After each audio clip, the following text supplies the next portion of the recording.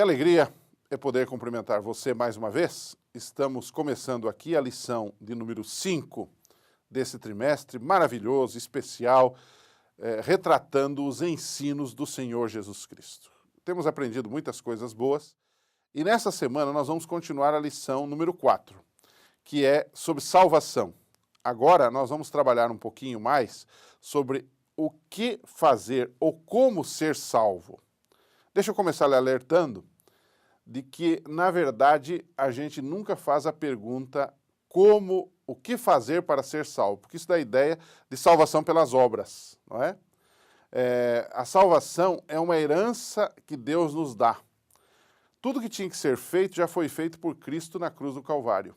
E herança, a gente não faz nada para ganhar, a gente ganha porque é filho.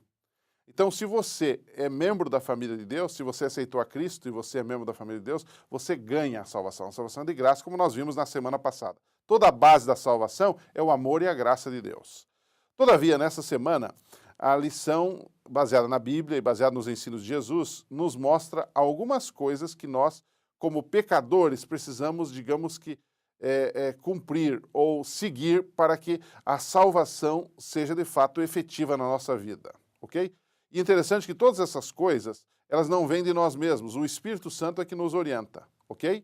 Então, eu coloquei aqui a lição, como ser salvo, e eu coloquei 5 palavras, 5 passos que você que você deve dar para a salvação, que uma pessoa deve dar para a salvação. Quais são esses 5 passos? Vão aparecer aí na tela. O primeiro passo é reconhecer o pecado e a necessidade de Deus. Não é? Reconhecer o pecado e a necessidade de Deus. Tanto é que em João 16, diz que o Espírito Santo nos convence do pecado. Ou seja, aí prova uma coisa, de que a iniciativa também não é nossa, é de Deus. O Espírito Santo é que trabalha. Então, a pessoa de repente ouve um hino, a pessoa ouve um sermão, a pessoa recebe um folheto, um livro, e aquilo toca o coração dela, mexe com ela, e ela diz, eu sou um pecador, eu preciso procurar um caminho, eu preciso procurar a salvação. O que é isto? Esse é o reconhecimento do pecado, esse é o primeiro passo. Se o indivíduo é orgulhoso e não reconhece esse pecador, ele também não pode ser salvo. Segunda palavra que eu anotei aqui é arrependimento. Claro, se eu reconheço que sou pecador, eu tenho que sentir necessidade de mudança, não é? O arrependimento verdadeiro, ele envolve tristeza pelo pecado, mas também necessidade de abandono do pecado. Não é? Não dá para ter uma coisa e não ter a outra. Não é? E note bem uma coisa interessante aqui, nós não nos arrependemos para que Deus nos ame, mas é porque Deus nos ama é que nós nos arrependemos. Nós temos que colocar as coisas nos seus devidos lugares. Muita gente acha que chora, se lamenta, não é?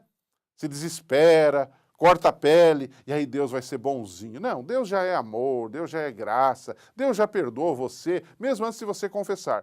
Agora, o perdão só se torna seu quando você efetivamente se ajoelha, pede perdão, se arrepende. Não é? Ele se torna efetivo, embora ele já existia antes de você confessar, porque Deus é perdão em sua natureza. Ok?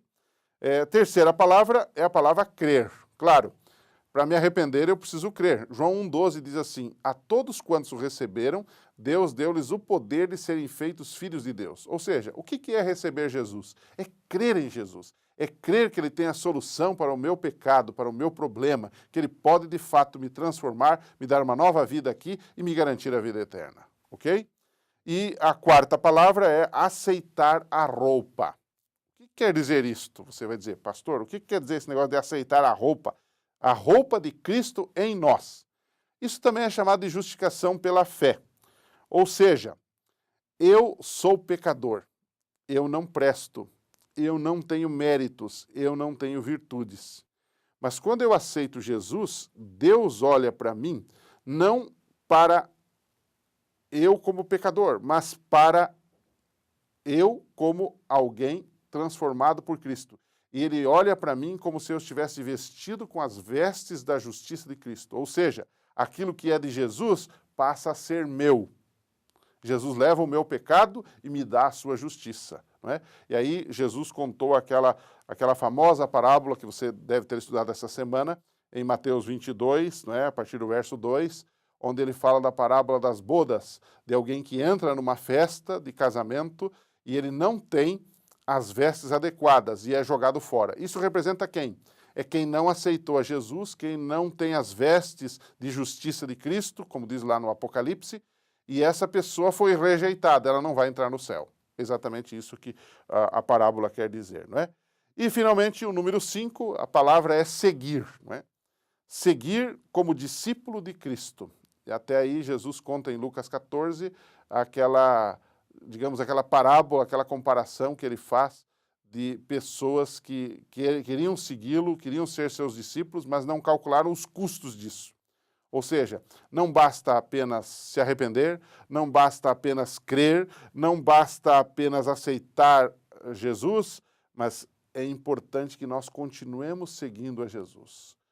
Várias vezes, por exemplo, no Evangelho de João, Jesus fala de pessoas que o aceitam, mas que também devem permanecer. A palavra permanecer é muito importante aqui. E como nós podemos fazer para permanecer em Cristo? É orando, é estudando a sua palavra, é testemunhando dele, é andando com ele, de tal forma que a sua vida já não somos mais nós, mas Cristo vive em nós. E para concluir, uma boa perguntinha para você. Você que está aí e você está pensando assim, como é que eu vou terminar a minha lição neste sábado? Eu proporia um questionamento com os alunos. Irmãos, o arrependimento muda a Deus quando eu choro, quando eu me emociono, ai, Deus agora vai ser bonzinho comigo, vai me perdoar? Ou o arrependimento muda a nós mesmos? A quem o arrependimento muda? Esse é o cerne da lição dessa semana. Nós precisamos concluir com essa pergunta e fazer aí um arremate, digamos, um fechamento da lição. Um abraço, a gente se encontra aqui nesse canal.